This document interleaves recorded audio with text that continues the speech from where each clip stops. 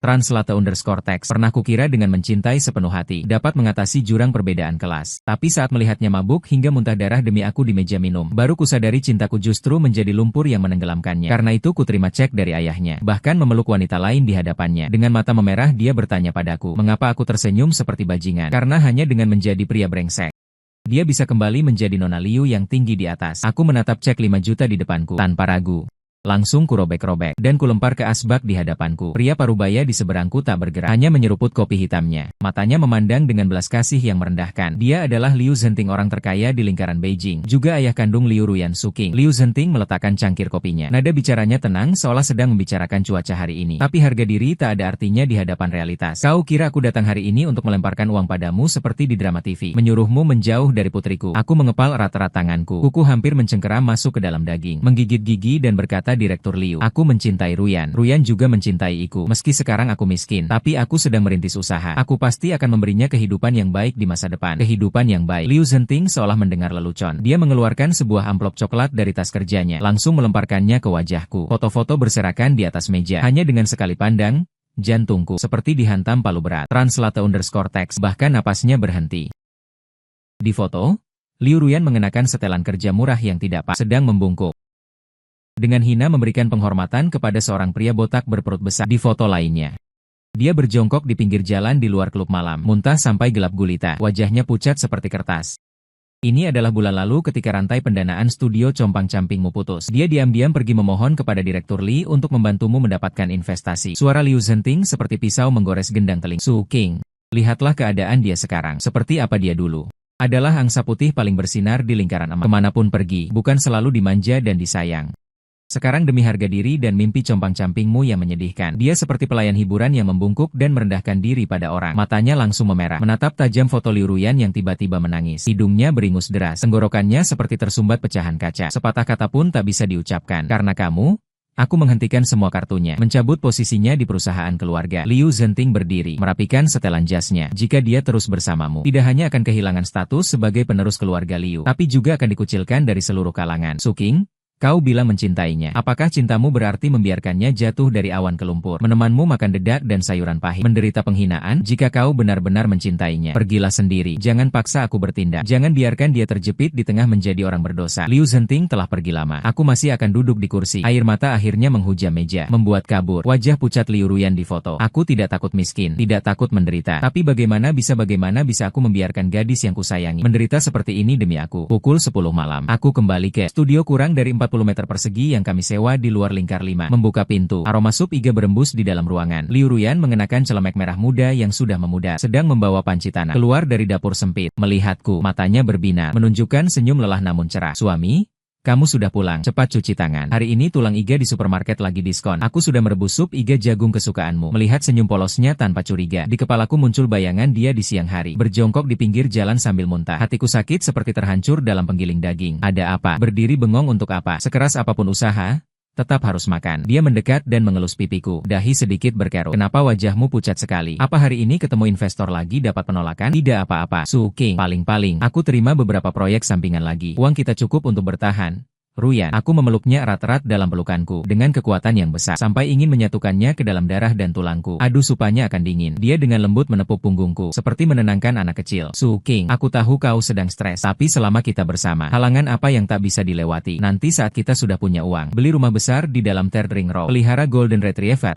Setuju? Aku menyembunyikan wajah di lekuk lehernya, menggigit bibirku keras-keras, tidak membiarkan diriku menangis bersuara. Air mata namun bergulir besar-besar menghantam kerah bajunya. Setuju? Setuju apanya? Aku bahkan tidak bisa memberinya makan yang layak. Apa yang bisa kuberikan untuk membelikannya rumah besar? Nyawaku kah? Nyawaku di hadapan keluarga Liu bahkan tak ada artinya. Kulepaskan dia, berusaha menyunggingkan senyum yang lebih buruk dari tangisan. Suara serak. Baik, semuanya sesuai keinginanmu. Makan dulu. Makanan ini kurasakan tak berasa. Liu Ruyan terus-menerus mengambilkan tulang iga untukku, tapi dirinya hanya minum kuah. Pandang wajahnya yang kurus dan kelelahan yang tak tersembunyi di sudut matanya. Sebuah keputusan di hatiku tumbuh liar seperti rumput beracun. Setelah makan, dia mencuci piring. Ku duduk di sofa memandang punggungnya yang sibuk. Liu Ruyan, kau seharusnya adalah nona bangsawan yang tinggi di atas. Seharusnya kau tak perlu bersusah payah. Maaf, aku yang memberatkanmu. Jika cintaku menjadi kutukan bagimu, maka lebih baik kuakhiri sendiri. Pukul 2 dini hari. Kamar sewaan sunyi hingga hanya suara napas Liu Ruyan yang terdengar. Dengan hati-hati kuangkat selimut, berjalan ke balkon, menyalakan sebatang rokok murahan. Angin dingin menerpa wajah, seperti teriris pisau. Telepon berdering lama sebelum akhirnya diangkat. Suara Lin Hao yang masih diliputi kantuk terdengar. Hai Kingzi, tengah malam begini ada apa? Terjadi sesuatu? Kuhirup dalam-dalam rokokku, membiarkan nikotin membius saraf. Berkata pelan, Haozi, tolong bantu aku. Ada apa? Apa studio kekurangan uang lagi? Aku masih punya 20.000. Besok akan kutransfer untukmu. Lin Hao tanpa ragu. Bukan masalah uang. Aku berhenti sejenak. Suaraku sedikit gemetar. Haozi, tolong carikan aku seorang wanita. Suasana di ujung telepon langsung hening. Beberapa detik kemudian, suara Lin Hao meninggi 8 oktav. Suking, omong kosong apa? Cari wanita? Kau gila? Kau pantaskah menghadapi Ruyan? Justru untuk dialah aku harus melakukan ini. Aku menutup mata, membiarkan air mata mengalir. Namun nadanya dingin seperti es. Aku akan berselingkuh. Aku ingin Ruyan melihat langsung aku dengan wanita lain di ranjang. Aku ingin dia benar-benar putus asa padaku. Aku ingin dia membenciku seumur hidup. Sintingnya, Lin Hao berteriak di telepon. Apa yang sebenarnya terjadi? Kamu dan Ruyan begitu baik. Halangan apa yang tidak bisa dilewati? Harus main-main sandiwara buruk begini. Liu Zhenting mencariku hari ini. Haozi, kau tidak tahu berapa banyak penderitaan Ruyan untukku. Dia diusir dari keluarga Liu. Pergi bersulang untuk para lelaki tua mesum itu. Mencari investasi. Muntah sampai empedunya keluar. Aku menekan suaraku. Hampir mengatakannya dengan geram. Aku tidak bisa menahannya lagi. Jika aku tidak pergi, dia akan mati dalam kubangan seperti diriku ini. Dia itu kepala batu. Kalau aku hanya mengajak putus, dia pasti akan meninggalkan segalanya untuk mencariku. Bahkan sampai memutuskan hubungan dengan keluarga Liu. Hanya dengan membuatnya merasa aku adalah sampah masyarakat. Seorang pecundang yang menjual perasaan demi uang. Dia baru akan benar-benar melepaskan. Kembali ke dunianya yang seharusnya. Di ujung telepon, Lin Hao terdiam sangat lama. Kamu benar-benar sudah memutuskan. Ini adalah jurang kehancuran. Di mata Ruyan nanti,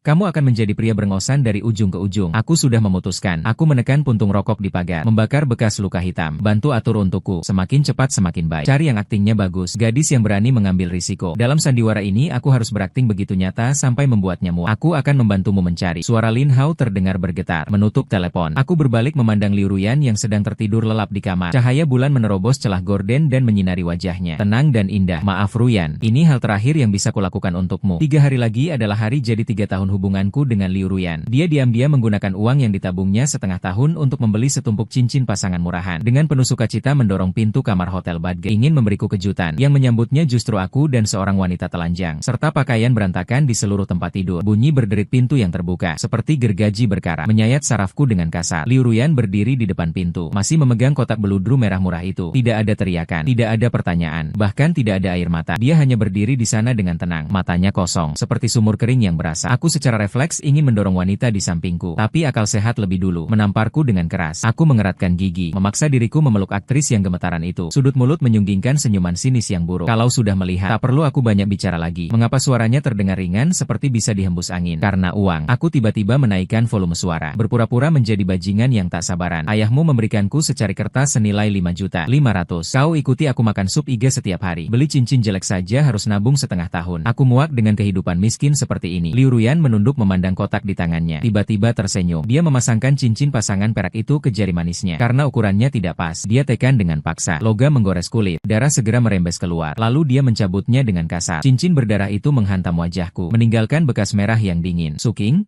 kau benar-benar membuatku muak. Dia berbalik dengan punggung yang teguh, tanpa sedikit pun niat untuk menengok. Saat pintu tertutup, kusorakan wanita di sampingku. Terburu-buru masuk ke kamar mandi dengan tergopoh-gopoh. Translate_text menghadap toilet. Memuntahkan semua cairan asam dari perut. Air mata bercampur empedu. Pahitnya membuat orang gila. 1 jam kemudian, aku berdiri di kantor direktur lantai atas gedung Liu. Liu Zhenting duduk di kursi bos yang besar, memainkan cerutu di tangannya. Matanya penuh ejekan. Cukup cepat. Katanya dia tadi pulang dengan mata merah, mengunci diri di kamar makan tiket. Aku menatapnya mati-matian. Suara serak bukan milikku sendiri. Liu Zhenting mendecakkan dingin, mengambil selembar kertas tipis dari laci, lalu melemparkannya ke meja. 5 juta untuk membeli hati nuranimu. Pergi selamanya dari dunianya. Aku melangkah maju, mengambil cek yang penuh penghinaan itu. Pak Liu, uang ini aku anggap sebagai pinjaman dari Anda. Aku menggenggam cek itu. Buku-buku jari memutih. Suatu hari akan kubayar dengan cara yang tak bisa kau bayangkan. Ambisi muda memang baik. Tapi di hadapan modal, kau bahkan tak lebih dari semut. Dia menghina dengan menghembuskan asap rokok. Hati-hati di jalan, tak usah diantar. Keluar dari pintu putar gedung Liu. Sinar matahari sore menyilaukan mataku. Jalanan ramai oleh lalu lintas. Tapi aku merasa seluruh tubuhku menggigil. Tiba-tiba hidungku terasa hangat dan tersentuh. Manis? 1 tetes darah jatuh dicek di tanganku. Lalu tetes kedua, tetes ketiga. Saya dengan bingung mengulurkan tangan untuk mengusapnya. Tapi semakin diusap semakin banyak. Pandangan mulai kabur. Perut terasa sakit seperti digiling oleh mesin penggiling daging. Tuan, apa yang terjadi denganmu? Teriakan orang di jalan terdengar seperti datang dari tempat yang jauh. Lalu seluruh dunia tenggelam dalam kegelapan tanpa batas. Saat terbangun, Yang terlihat adalah lampu pijar putih yang menyilaukan. Udara dipenuhi bau disinfektan yang menyengat. Lin Hao duduk di tepi tempat tidur. Matanya merah, seperti kelinci Kingzi. Kamu sudah sadar. Suaranya gemetar. Di tangannya menggenggam erat selembar kertas. Apa yang terjadi denganku? Saya menyangga tubuh untuk duduk. Dada terasa sesak dan panik. Di mana Ruyan? Dia bahkan tidak peduli pada Ruyan. Lin Hao tiba-tiba mengalami breakdown. Melempar kertas itu dengan keras ke atas gelasku. Kamu lihat sendiri. Lihatlah. Aku terdiam sejenak. Mengambil lembar diagnosa itu. Kanker kelenjar lambung stadium akhir dengan diferensiasi rendah. Kubaca kalimat itu, seperti sedang membaca kisah orang lain. Kata dokter sudah terlalu terlambat ditemukan. Sel kanker sudah menyebar. Nomor 0 menutupi wajahnya. Bahu berguncang hebat. Paling lama hanya tersisa setengah tahun. Suking? Dasar bajingan. Mengapa kau harus menanggung sendiri? Setengah tahun hanya setengah tahun lagi. Aku tidak menangis. Bahkan tidak ada sedikit pun rasa takut. Aku hanya diam-diam menatap cek 5 juta di atas meja samping tempat tidur, yang masih terkena darah hidungku. Awalnya aku berencana mengambil uang ini dan meninggalkan kota ini. Menunggu sampai Ruyan mengambil alih keluarga Liu lalu diam-diam mengembalikannya kepada Liu Zhenting. Tapi sekarang bahkan jalan mundur pun ditutup oleh takdir. Haozi. Aku menarik napas dalam-dalam. Sorot mataku perlahan menjadi membara dan gila. Ada apa? Lin Hao dengan mata merah mengangkat kepala. Bantu aku buka akun sekuritas lepas pantai. Aku menyambar cek itu. Hanya bayar masa. Angka di atas ini. Aku akan menghabiskan semua 5 juta ini untuk pasar short selling. Ditambah leverage 10 kali lipat. Kau gila. Lin Hao berdiri tiba-tiba. Kursi mengeluarkan suara gesek yang menusuk di lantai. Itu opsi leverage tinggi. Begitu mengalami likuidasi. Kamu bahkan tidak punya uang untuk membeli peti mati. Aku sudah orang yang hampir mati. Apalagi yang ditakutkan dari likuidasi. Aku menatapnya tanpa berkedip. Seperti serigala jahat yang terpojok. Suaranya meneteskan kengerian yang membuat orang bergidik. Aku bertaruh dengan setengah umurku. Aku akan menggunakan 5 juta ini. Menerobos jalan darah di pasar modal yang kanibal ini. Aku ingin sebelum mati. Membangun tahta untuk Ruyan yang bahkan Liu Zhenting hanya bisa mendongak. Kamu Lin Hao terpana oleh kegilaan di mataku. Lama tak bisa bicara untuk membuka posisi. Aku mencabut jarum infus di punggung tanganku, membiarkan darah merembes. Kamu ingin melihatku terbaring seperti sampah di ranjang rumah sakit menunggu mati. Lin Hao mengatupkan giginya. Air mata menghujam tanah. Mengangguk berat. Baik, aku temani kamu gila. Translate_text. Aku menoleh memandang langit di luar jendela yang berangsur gelap seperti asap. Kau pernah terjatuh ke dalam lumpur untukku. Sekarang giliranku menggunakan nyawa busuk ini untuk mengembalikanmu ke awal. Bahkan jika remuk tulang. 6 bulan kemudian. Suara monitor EKG terdengar sangat menyedihkan di ruangan yang remang-remang. Aku menggigit handuk dengan mati-matian. Keringat dingin membasahi baju pasien. Obat kemoterapi perlahan masuk ke pembuluh darah melalui perasaan itu. Seperti seseorang menuangkan sebotol penuh asam sulfat ke dalam sumsum tulangku. Dimanapun dilalui tak ada tumbuhan yang tersisa Kingzi. Saham spekulatif ini naik lagi 5 poin. Para rubah tua di Wall Street sedang menguji batas kita. Lin Hao menatap 6 layar LCD besar di dinding. Jari telunjuknya menari-nari di atas keyboard. Suara ketukan keyboard seperti irama drum yang padat. Haruskah kita tutup posisi? Translate_text. Aku memuntahkan handuk yang sudah terkoyak beberapa lubang gigitan. Di wajah pucatku tersungging senyum dingin yang mengerikan. Damai apa? 60 miliar saja ingin membuatku berhenti. Aku menarik napas dalam-dalam udara yang berbau amis darah. Suara serak namun tak terbantahkan. Tambah leverage terus jual habis. Aku ingin membuat mereka kehilangan gila. Benar-benar gila dari ujung ke ujung. Lin Hao mengumpat kesal. Tapi gerakan tangannya tidak berhenti. Perintah yang kau kirim ke orang-orang lingkaran emas itu. Kalau sampai tahu. Baru-baru ini di lingkaran keuangan Asia yang membantai habis kekuatan misterius investor besar. Tuan Ping adalah pasien kanker stadium akhir yang bahkan berdiri pun tak stabil. Perkirakan dagu mereka akan terkejut selama setengah tahun. 180 hari dan malam. Aku menggunakan 5 juta itu sebagai modal pokok. Seperti anjing liar yang kelaparan. Menggigit siapapun yang dilihatnya. Setiap langkah berada di tepi jurang. Yang dipertaruhkan bukan hanya uang. Tapi juga sisa umurku yang semakin berkurang. Tapi aku memenangkan modal miliaran. Menjadi pedang paling tajam di tanganku. Pintu terbanting terbuka. Asisten Lin Hao berlari masuk. Menyerahkan sebuah dokumen terenkripsi. Lin Hao hanya melirik dan wajahnya langsung berubah. Ada masalah dengan Kingzi. Dia memutar kursinya dan menatapku. Sorot matanya yang kompleks membuat jantung berdebar. Keluarga Liu akan bangkrut. Aku mengangkat kepala dengan cepat. Jarum suntik menarik pembuluh darahku. Sakit sampai aku menarik napas dingin. Tapi sama sekali tidak kusadari. Jelaskan. Li Tuzi adalah Li Zi yang ditemani Biruyan minum-minum setengah tahun lalu. Dia bekerja sama dengan 3 dana lindung nilai luar negeri untuk melakukan short selling pada grup Liu. Lin Hao melemparkan laporan ke samping tempat tidurku. Liu Zhenting si tua bangka itu menyalahgunakan dana perusahaan untuk ekspansi. Sekarang rantai pendanaan benar-benar putus. Li Tuzi menyebarkan kabar. Kalau mau dia berhenti. Kecuali apa? Mataku dingin bagai bisa mengeluarkan es. Kecuali Liu Zhenting menyerahkan Ruyan kepadanya. Malam ini juga adakan pesta pertunangan. Lin Hao mengatupkan giginya. Matanya penuh amarah. Aku tiba-tiba batuk-batuk. Tenggorokanku terasa anyir dan manis. Sebanyak darah hitam langsung muncrat di spray putih bersih. Kingzi. Lin Hao terkejut dan panik. Buru-buru mengambil tisu untuk membersihkannya. Aku tidak apa-apa. Kuberikan dorongan keras kepadanya. Menyeka darah di sudut mulut. Bekas darah menatap layar dengan tajam. Di mana Ruyan? Apa katanya? Setengah tahun ini dia berubah menjadi orang yang dingin dan kejam. Seluruh lingkaran emas tahu. Keluarga Liu punya CEO wanita yang tangguh. Bukan lagi yang dulu. Si manis polos yang mau memasak untukmu. Lin Hao menghela napas. Memutar sebuah rekaman. Ini aku menyuap pelayan keluarga Liu untuk merekamnya. Dengarkan sendiri. Setelah suara statis, speaker mengeluarkan teriakan marah Liu Zhenting. Liu Ruyan. Sekarang kau makan dan pakai milik keluarga Liu. Perusahaan keluarga Liu akan segera bangkrut. Kau hanya perlu tidur dengan CEO Li. Tanda tangani perjanjian pernikahan. Keluarga Liu bisa hidup kembali. Apa yang tidak kau inginkan dengan cibir dingin? Dingin menusuk tulang. Itu suara Ruyan. Liu Zhenting, saat kau menggelapkan uang perusahaan, mengapa tidak memikirkan keluarga Liu yang sedang dalam masalah sekarang? Mengorbankan putri kandung sendiri untuk menutupi lubang. Suaranya tanpa sedikit pun emosi, seperti sedang berbicara dengan orang asing. Menyuruhku menikah dengan tua botak mesum itu. Baiklah, bawa saja mayatku ke sana. Kau berani melawanku? Kurung dia di kamarnya. Sebelum pesta pertunangan malam ini dimulai, siapapun tidak boleh mengeluarkannya. Rekaman terputus tiba-tiba. Hatiku seolah diremas erat oleh tangan tak terlihat. Sakitnya hampir tidak bisa bernapas. Gadis yang bahkan menangis melihat kucing liar itu. Apa yang telah dialami selama setengah tahun terakhir, hingga berubah menjadi sosok yang dingin dan berduri seperti sekarang. Apakah karena aku? Apakah karena pengkhianatan kejam setengah tahun yang lalu, yang membuatnya menutup hati untuk selamanya? Ada satu hal lagi. Lin Hao tampak ragu-ragu. Dengan wajah cemas, pelayan itu berkata, sebelum Ruyan dikurung di kamar, dia diam-diam memecahkan gelas kaca, menyembunyikan sepotong pecahan yang tajam di dalam lengan bajunya. Kemungkinan dia akan bunuh diri di pesta pertunangan. Dentuman. Otakku seolah disambar petir. Hancur berantakan. Dasar bodoh itu. Dia lebih memilih mati daripada tunduk pada takdir kotor ini. Translate_text. Beralihlah layar ke utang grup Liu. Aku berjuang mencabut jarum infus di punggung tanganku, mengeluarkan seuntai tetesan darah. Tapi aku sudah tidak peduli dengan ini semua. Aku terhuyung-huyung menerjang ke depan komputer. Kedua tangan menopang di atas meja. Buku-buku jari memutih karena terlalu kuat. Yingzi? Apa yang ingin kau lakukan? Lin Hao membelalakan matanya. Beli habis itu. Aku menatap mati garis-garis utang yang rumit di layar. Suara serak seperti amplas menggosok. Ambil semua piutang keluarga Liu di tangan botak Li. Dan semua saham grup Liu yang dijual di pasar. Beli habis untuk tanpa memedulikan biaya. Kau gila. Itu adalah lubang tanpa dasar. Paling tidak harus melemparkan 3 miliar. Aku bilang semua.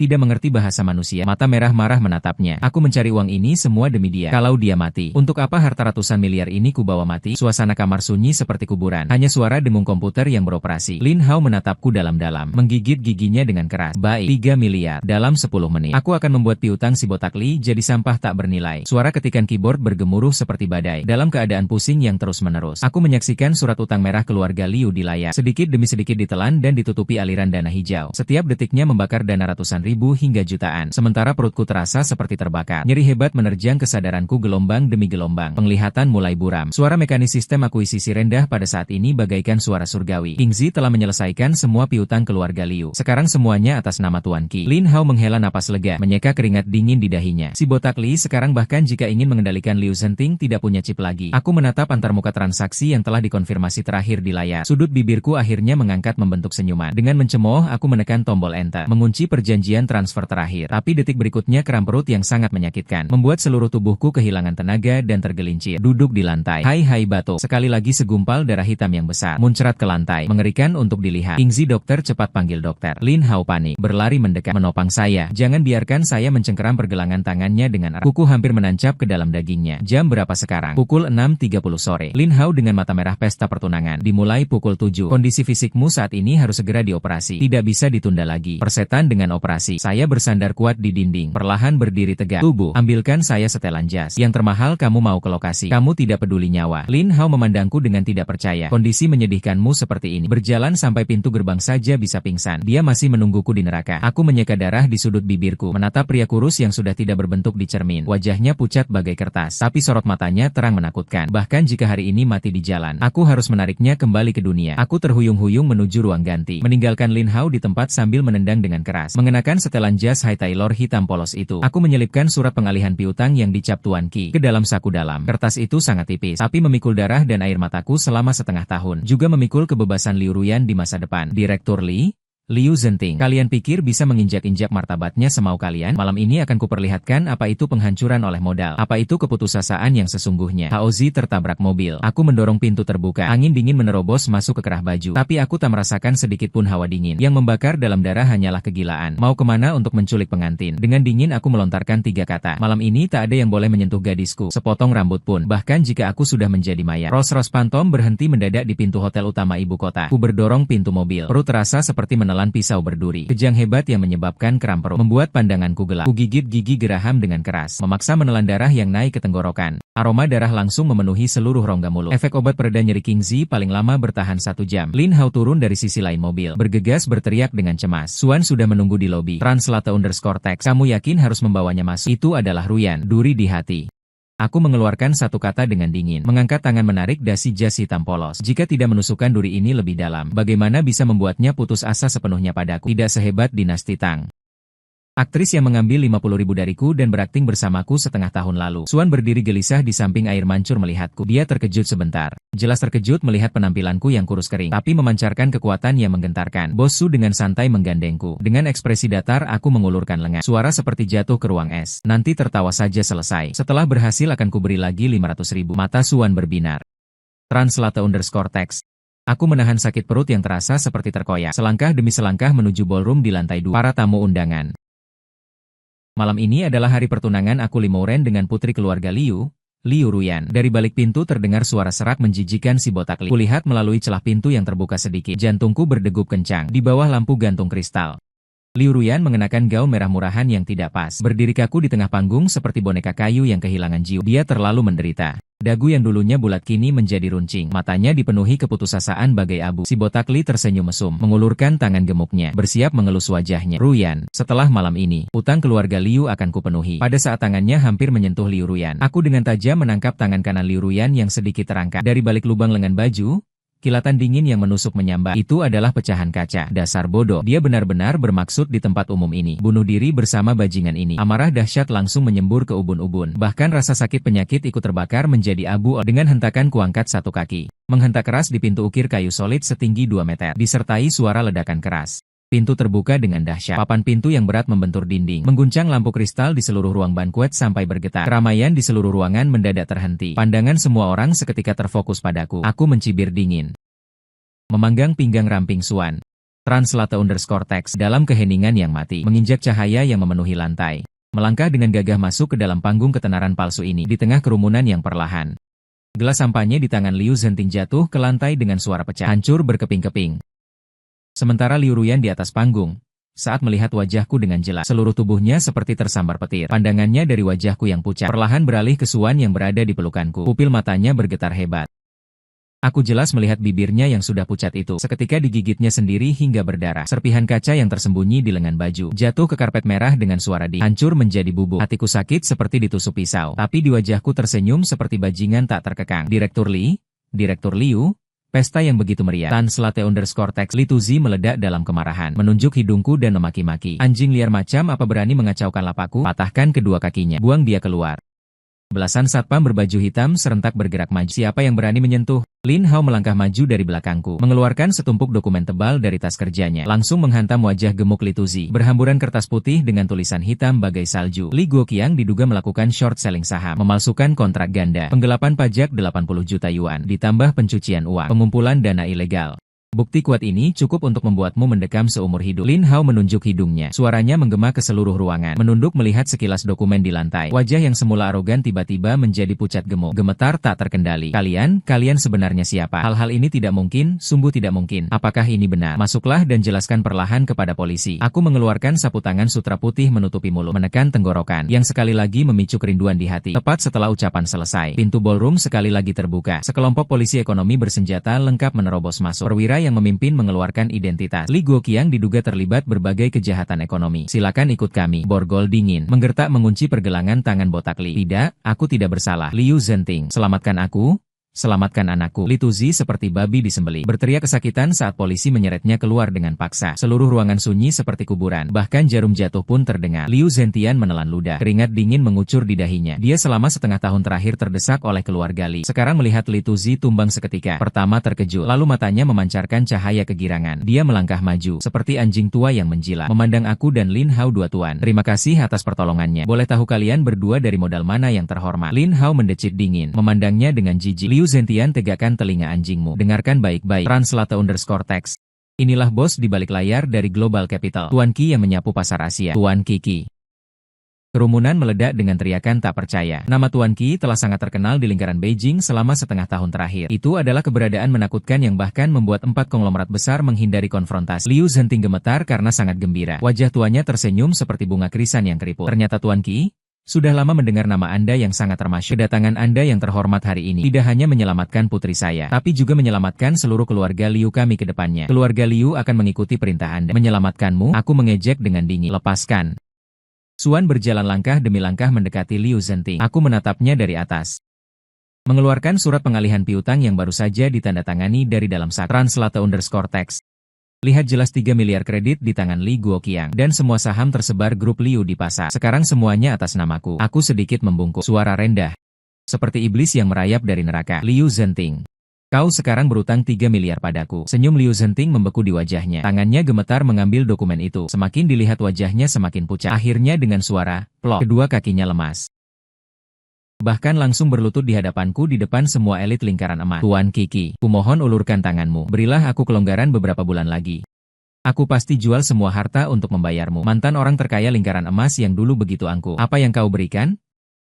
Nyawamu di mataku tak lebih dari kentut. Aku mengangkat kaki kananku yang mengenakan sepatu kulit buatan tangan, menendang keras lututnya dengan brutal. Liu Zhenting menjerit kesakitan, terjungkal ke tanah dalam posisi yang sangat terhina. Tak bisa bangun lama setelahnya. Setelah menangani anjing tua ini, akhirnya aku berbalik memandang Liu Ruyan di atas panggung. Dia masih berdiri di sana, bagai patung es tanpa kehidupan. Mata yang dulu dipenuhi bintang-bintang, ini menatapku dengan tajam, dipenuhi kejutan, penghinaan dan kebencian yang terpatri dalam. Aku menahan sakitnya jantung yang terkoyak, melangkah naik ke tangga selangkah demi selangkah, sampai di hadapannya. Melihatnya dari dekat, baru kusadari betapa kurusnya dia sampai tak wajar. Dulu gaun merah yang pas kini tergantung longgar di tubuhnya, seolah-olah sebuah karung mewah. Bagai karung mewah. Sudah setengah tahun tidak bertemu, tidak mengenaliku lagi. Aku menyunggingkan senyum jahat di sudut bibir, mengulurkan tangan dan mencengkeram rahang runcingnya. Memaksanya mengangkat kepala dan menatapku. Dagunya terasa dingin, tanpa sedikit pun kehangatan. Su Qing akhirnya berbicara. Suaranya serak yang mengerikan. Setiap kata seolah dipaksakan keluar dari sela gigi. Benar-benar kamu tidak hanya menipu perasaanku, tapi juga membeli keluarga Liu. Kalau tidak, kamu pikir rezeki akan jatuh dari langit? Aku sengaja melirik Xuan di bawah panggung, lalu menoleh kembali. Pandanganku menyapu tubuhnya dengan seenaknya. Sebenarnya si botak Li itu sampah tidak layak main piringan sebesar ini. Keluarga Liu bisa sampai seperti hari ini hanya karena aku sedikit memberi dorongan dari belakang. Aku membentuk diriku sebagai dalang di balik layar yang merancang tragedi keluarga Liu. Hanya dengan cara ini, dia akan benar-benar membenciku. Hanya kebencian yang bisa membuatnya hidup seperti rumput liar, dengan gila di hari-hari mendatang. Kelak Liu Ruyan menggunakan seluruh tenaganya, menamparku sekuat-kuatnya. Tamparan ini tepat mengenai, membuat tubuhku yang sudah lemah terhuyung-huyung. Sudut mulut langsung mengeluarkan setetes darah. Tapi aku berhasil menstabilkan tubuhku. Ujung lidah menjilat rasa darah di sudut mulut. Tersenyum semakin menjadi-jadi. Tamparan yang bagus. Tapi tamparan ini akan kuhitung sebagai bunganya malam ini. Aku mengambil dari saku dalam jas, mengeluarkan dokumen yang sudah dipersiapkan sejak lama, serta sebuah pena emas murni. Dengan kasar menyodokkannya ke tangannya. Apa ini? Seluruh tubuhnya gemetar, mencengkeram erat pena itu, seolah itu adalah sebuah pisau. Kontrak perbudakan. Aku mendekat ke telinganya, dengan suara yang hanya bisa didengar oleh kami berdua. Dengan kejam menyatakan keluarga Liu. Aku membeli hutang ayah dibayar anak. Mulai hari ini, kau adalah asisten pribadiku. Siap dipanggil kapan saja. Tidak memiliki hak untuk melawan sama sekali. Jika kau berani mengatakan tidak,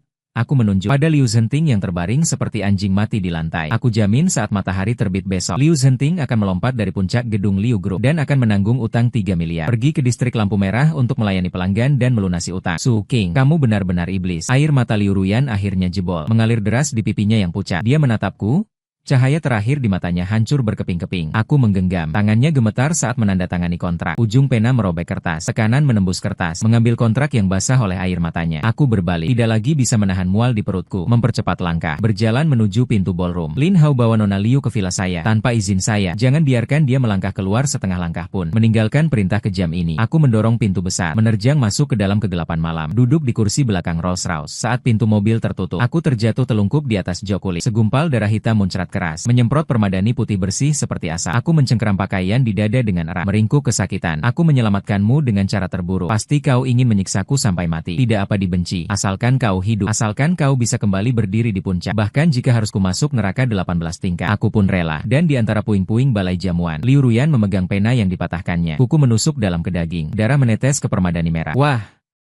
Secangkir kopi hitam panas, tanpa ampun dituangkan ke dadaku. Cairan coklat tua mengalir turun di kemeja putih hau tekuturku, membakar kain, menempel erat. Di dadaku yang tulang-tulangnya menonjol karena kurus kering. Rasa perih yang menyengat langsung menyebar, tapi aku bahkan tidak mengernyitkan dahi. Aduh maaf sekali ya, CEO Su.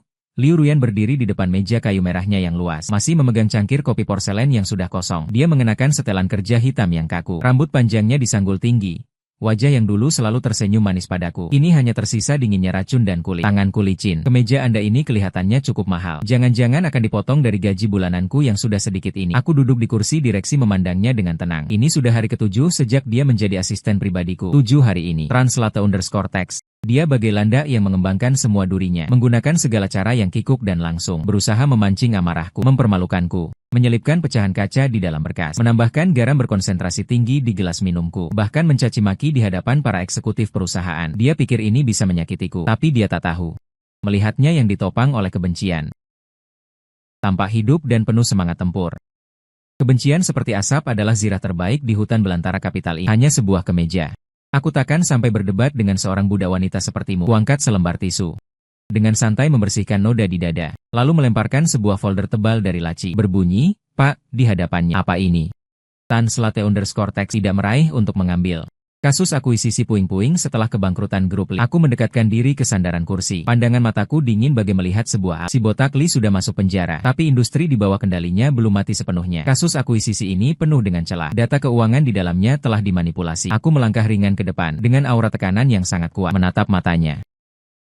Dalam 3 hari aku ingin melihat rencana pengambil alihan yang sempurna, sekalian mengungkap isi pembukuan palsunya. Kalau tidak bisa aku hentikan, obat khusus Liu Zhenting membuatnya langsung mengemis di bawah jembatan penyeberangan. Suking kau tidak tahu malu. Liu Ruyan membelalakan matanya. Kebencian di dasar matanya hampir berubah wujud. Aku menyeringai dingin, mengetuk meja. Asisten Liu, di dunia bisnis hanya ada yang memakan dan dimakan. Kau bahkan tak sanggup menghabiskan sisa makanan. Berdasarkan apa kau merasa bisa menginjakku? Bawa kembali dan kerjakan ulang. Sekarang keluar. Dia menggigit bibir bawahnya dengan keras, sampai memucat. Bercak darah merembes. Akhirnya menyambar dokumen di meja dengan kasar, berbalik dan membanting pintu pergi. Melihat pintu tertutup dengan keras, napas yang kutetapkanku tadi langsung terlepas. Rasa kram yang menusuk-nusuk bergolak di perutku, seperti banyak pisau karat mengaduk-aduk organ dalam dengan ganas. Kubuka laci paling bawah, menuang sejumlah besar obat pereda nyeri kuat, bahkan tanpa minum air. Dengan paksa menelannya bulat-bulat. Pil itu menggores tenggorokan, memicu rasa anyir dan manis. Kumunculkan tampilan monitor tersembunyi di komputer. Di layar Liu Ruyan sedang duduk di kursi asisten di luar, sambil meneteskan air mata, sambil dengan gila membuka-buka data, memeriksa angka-angka. Dia tak tahu bahwa kekacauan yang disebut-sebut itu adalah batu ujian bisnis, yang kususun khusus untuknya selama 3 malam tanpa tidur, hingga muntah darah 2 kali. Kugabungkan perangkap keuangan paling rumit dan struktur kepemilikan saham paling remukan, kusembunyikan di dalamnya, asal dia bisa melewati rintangan ini. Dunia bisnis lingkaran emas takkan ada lagi yang bisa menipunya. Maaf Ruyan, aku tak punya waktu untuk mengajarmu dengan nyawaku.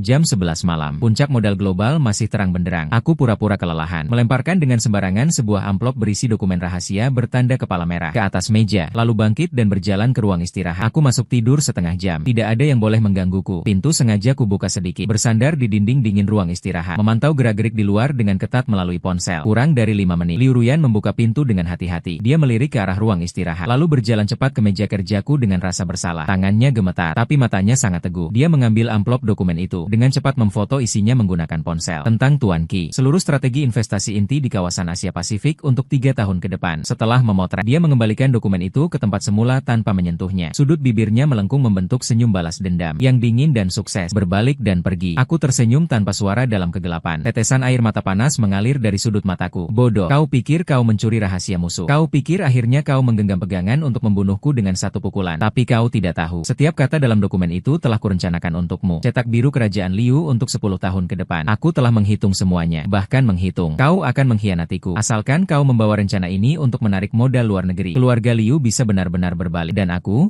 Tuan Qi yang tercela ini, akan hancur reputasinya karena kebocoran rahasia. Menjadi batu loncatan terakhir untuk naik tahta. Ding! Telepon internal tiba-tiba berdering, mengganggu alur pikiranku. Pak Su? Ada peringatan badai hari ini. Tuan Lin Hao terjebak di distrik timur. Sopir Anda juga sudah mengambil cuti sakit. Suara sekretaris terdengar mencolok di kantor yang sepi. Aku berjalan keluar dari ruang istirahat sambil menahan perut yang berdenyut sakit. Memandang Liu Ruyan yang sedang membereskan tas. Bersiap pulang kerja. Apakah asisten Liu bisa menyetir? Kutanyakan padanya dengan dingin. Gerakannya terhenti. Menoleh balik. Matanya dipenuhi kebencian. Bisa. Baik. Antar aku kembali ke villa. Kuangkat jas yang tergantung di sandaran kursi. Jangan lupa identitasmu. Siap dipanggil kapan saja. Hanya menggenggam kunci mobil lebih erat. Buku. Jarinya memucat. Maybach hitam melesat deras dalam hujan badai. Butiran hujan sebesar kacang menghujam kaca depan dengan ganas. Wiper disetel ke tingkat tertinggi. Tapi jalan di depan tetap tak terlihat jelas. Kabinet mobil sunyi seperti kuburan. Hanya ada suara hembusan AC yang berdesis. Liu Ruyan memegang kemudi dengan erat. Pandangannya menatap lurus ke depan. Bahkan tak sudi memberikan sedikit pun pandangan samping padaku. Kasus akuisisi kelompok Li itu. Cara kamu menanganinya masih terlihat seperti manusia. Aku bersandar di kursi penumpang dengan mata tertutup. Suara lemah, nyaris tertutup oleh deru hujan. Tapi caranya masih terlalu lembut. Menghadapi sisa-sisa orang seperti Botak Li. Seharusnya dibasmi habis, tanpa meninggalkan masalah di belakang. Su King, haruskah kamu mengatakan kata-kata menjijikan ini padaku sekarang? Dia menginjak rem dengan keras. Bodi mobil berguncang hebat. Kau pikir aku tidak tahu? Kau sengaja melemparkan situasi berantakan itu padaku. Hanya ingin melihatku berjuang seperti badut. Kau meremehkanku. Meremehkan keluarga Liu? Terserah bagaimana kau berpikir. Aku malas menjelaskan. Kram di perut membuatku bahkan sulit bernapas. Fokus menyetir. Di depan ada persimpangan. Kurangi kecepatan. Tepat pada saat ini, perubahan aneh tiba-tiba terjadi. Berdengung. Desis. Dalam tirai hujan gelap di sebelah kanan, tiba-tiba meledak suara mesin yang memekakan telinga. Dua lampu jauh yang menyilaukan sampai tingkat ekstrim, seperti dua pedang tajam menembus hujan deras, langsung mendekati bodi mobil kami. Itu adalah truk sampah berat. Dia tidak menyalakan lampu apapun, seperti monster baja yang bersembunyi di malam gelap. Baru tiba-tiba berakselerasi saat jaraknya kurang dari 50 meter dari kami. Dengan sikap ingin mati bersama, langsung menabrak posisi kursi pengemudi. Sisa-sisa pengikut Bos Li. Ide ini sekilas terlintas di kepalaku. Si Botak Li sudah masuk penjara. Sisa-sisa pengikutnya yang membawa kasus pembunuhan sudah putus asa, ingin mengajak Liu Ruyan yang mengambil alih mereka untuk mati bersama. Liu Ruyan silau oleh cahaya kuat sampai tidak bisa membuka mata, berteriak ketakutan. Kedua tangan secara refleks melepaskan kemudi. Seluruh tubuhnya kaku di kursi pengemudi, tidak bisa menghindar. Pada saat itu, waktu seolah terentang tanpa batas. Aku melihat kendaraan di sebelah kiri yang semakin mendekat, bagai raksasa baja yang laksana maut datang. Tanpa sedikit pun keraguan, aku membuka sabuk pengamanku. Liu Ruyan harus hidup. Aku menggeram rendah, melepaskan segenap tenaga terakhir dari tubuh yang remuk ini. Aku menerjang ke kiri dengan dahsyat. Seluruh tubuhku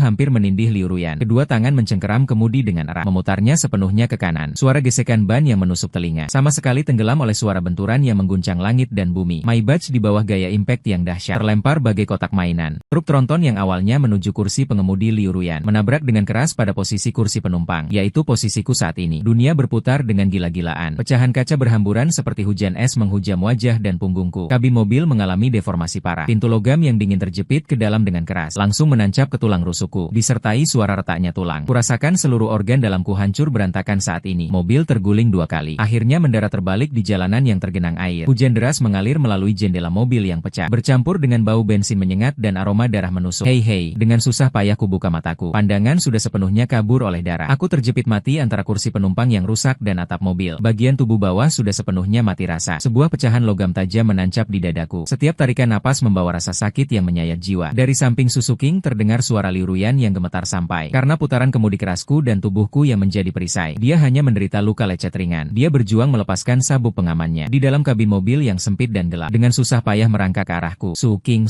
jangan menakut-nakutiku. Tangannya menyentuh cairan hangat di wajahku. Dengan bantuan lampu jalan yang redup dari luar, akhirnya dia melihat jelas darah yang memenuhi tangannya. Jangan sentuh aku. Dengan lemah aku ingin mendorongnya. Tidak ingin dia melihatku dalam keadaan yang menjijikan ini. Tapi aku bahkan tidak punya tenaga untuk mengangkat tangan. Kanker di dalam tubuh yang telah kutekan dengan obat-obatan selama setengah tahun, akhirnya meledak sepenuhnya pada saat ini. Aku membuka mulut, ingin menyuruhnya segera lari. Tapi yang keluar dari tenggorokan adalah darah hitam bercampur potongan organ dalam. Darah menyembur keluar. Dalam sekejap mengotori dia dengan merah. Baru saja mengganti gaun putih polos itu hari ini. Sangat mengerikan. Tidak.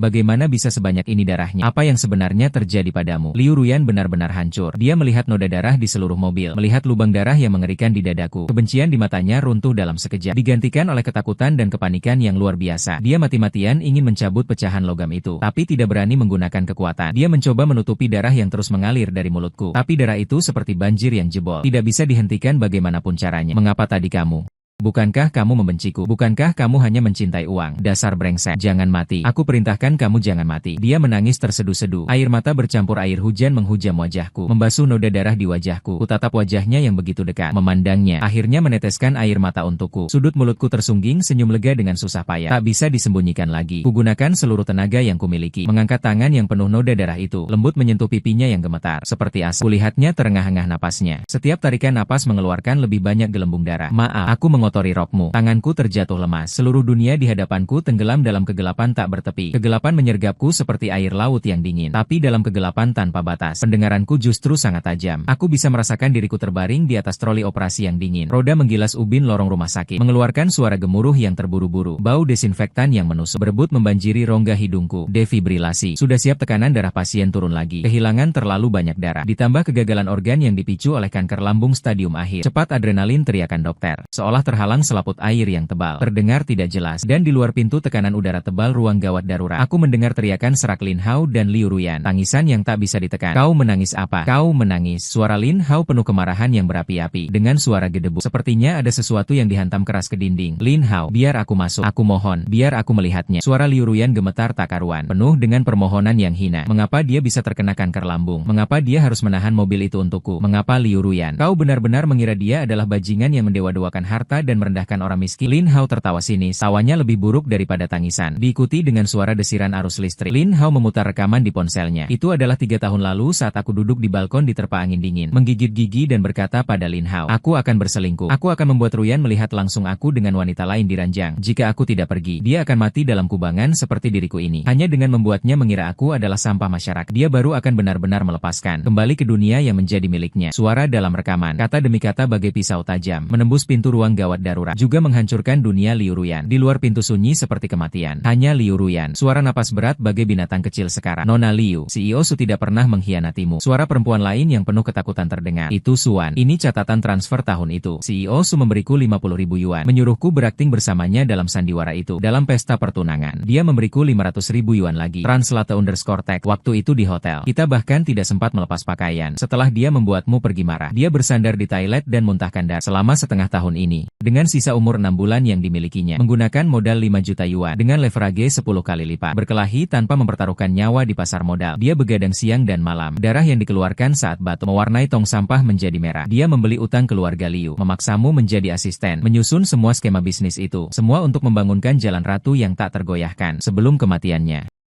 Suara Lin Hao sudah tersedak hingga tak bisa bicara. Liu Ruyan. Tidak mungkin, ini tidak benar. Desahan Liu Ruyan dipenuhi dengan rasa hancur yang luar biasa, diikuti dengan jeritan yang menyayat hati. Suara Suking terlalu menyedihkan, seolah-olah jiwa terkoyak hidup-hidup. Aku berbaring di meja operasi. Sebuah cairan hangat mengalir dari sudut mataku. Bajingan, kenapa kau memberitahunya? Aku bersusah payah membuatnya membenci. Aku memberinya zirah untuk bertahan hidup. Kau menyobek kebenaran yang berdarah-darah. Bagaimana dia bisa hidup dengan rasa bersalah seperti ini? Monitor EKG di samping mengeluarkan bunyi panjang yang memekakan telinga. Detak jantung berhenti. Siapkan kejut listrik. Tubuhku terlempar keras oleh arus listrik, lalu jatuh dengan keras. 1, 2, 3 kali. Translate_text. Tapi aku tahu tubuhku sudah menjadi cangkang kosong yang penuh lubang. Tidak bisa menahan nyawa lagi. Dokter? Aku mengerahkan sisa-sisa tenaga terakhir. Membuka mataku perlahan. Bibir keringku bergerak-gerak mengeluarkan suara lemah seperti benang. Jangan buang-buang tenaga. Biarkan aku menemuinya. Dokter bedah utama menatapku. Tangannya yang sedang bekerja berhenti, matanya memerah, akhirnya menghela napas, menurunkan tangannya dengan lemas. Panggil keluarga. Pintu ruang gawat darurat terbuka dengan keras. Liu Ruyan terhuyung-huyung masuk.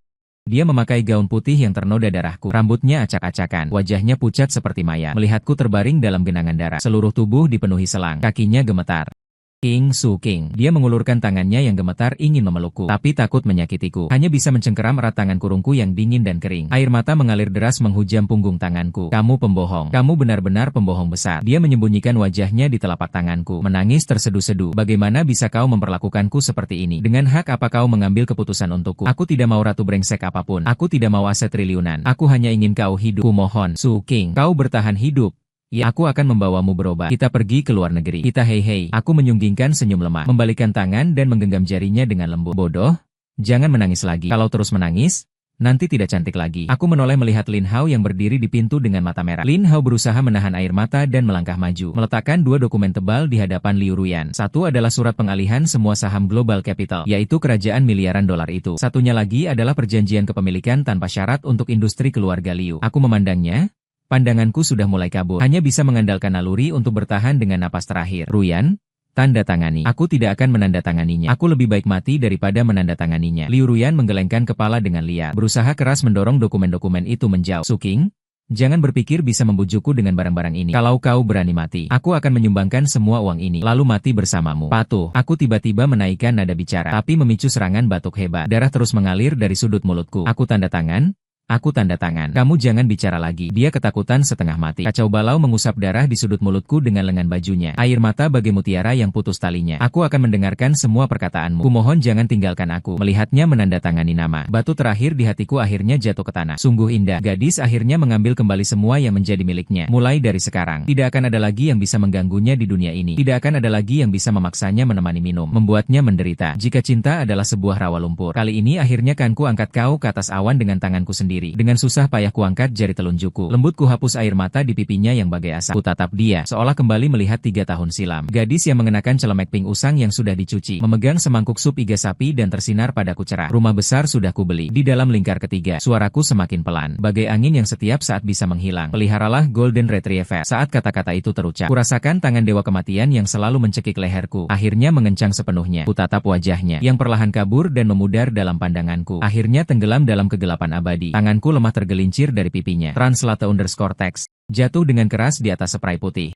Garis hijau pada monitor EKG tertarik menjadi garis lurus yang kaku, yang tak akan pernah lagi berfluktuasi. Suking Liu Ruyan. Putus asa. Teriakan pilu bergema lama di ruang gawat darurat yang dingin, seakan ingin merobek dunia ini. Tapi kisahku di sini akhirnya mencapai titik akhir. Kesadaranku menjadi sangat ringan, seolah berubah menjadi angin sepoi-sepoi tanpa bau. Aku tidak pergi ke surga, juga tidak turun ke neraka. Melayang-layang di dunia yang menjadi miliknya ini. Waktu kehilangan makna dalam persepsiku. Dalam sekejap sudah setengah tahun kemudian, dunia bisnis penuh gejolak. Keluarga Liu yang dulu hampir bangkrut setelah mencaplok grup Li dan mengambil alih modal global. Translate_text. Raksasa yang tak tergoyahkan. Dan Liu Ruyan menjadi ratu kapital yang berdiri di puncak piramida, menguasai dunia dengan pengaruh besar. Dia bertangan besi, tegas dan tanpa ragu. Siapapun yang mencoba menantangnya dihancurkan tanpa ampun. Di bawah roda kapitalisme, dia hidup sesuai rencana yang kuplot untuknya, bahkan lebih kuat dan bersinar daripada yang kubayangkan. Semua orang menghormati dan takut padanya, mendongak memandangnya.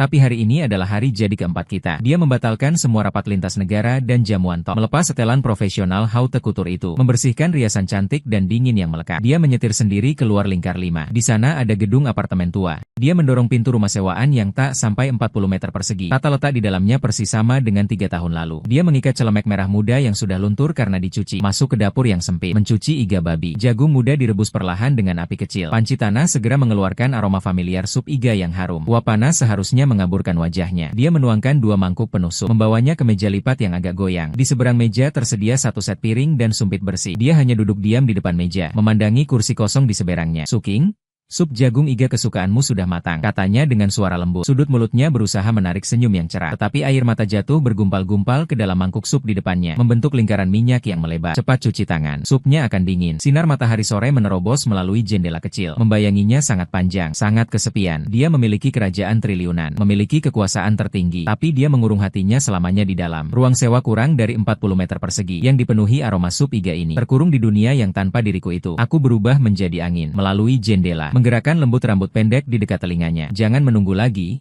Ruyan. Cintaku telah terbakar menjadi abu, dan kumohon kau selamat selalu.